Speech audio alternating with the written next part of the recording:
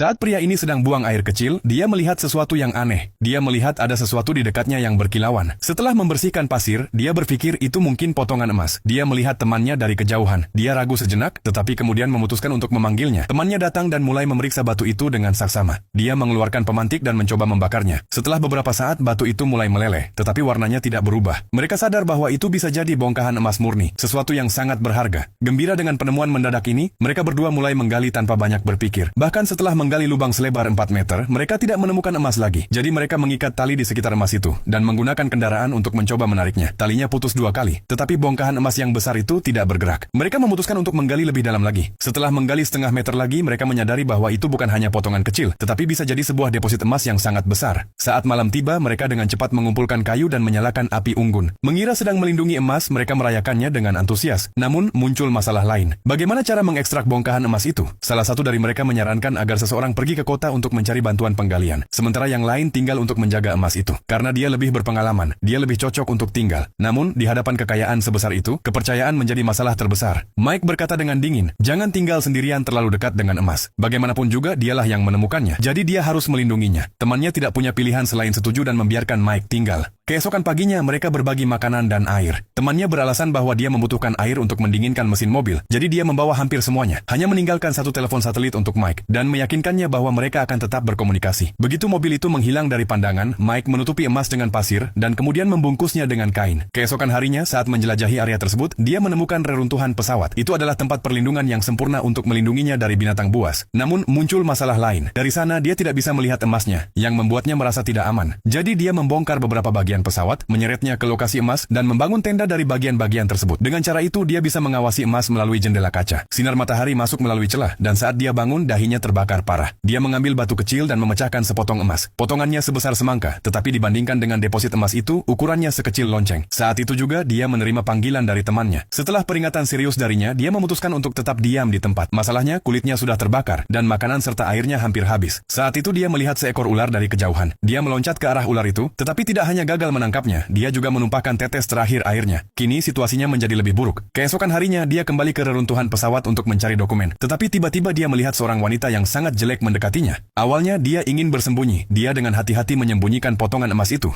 Wanita itu berjalan-jalan di sekitar dan bertanya apa yang dia lakukan di sana. Untuk menghindari kecurigaan, dia berpura-pura menjadi tukang kebun miskin. Dia bahkan menolak makanan yang ditawarkan wanita itu.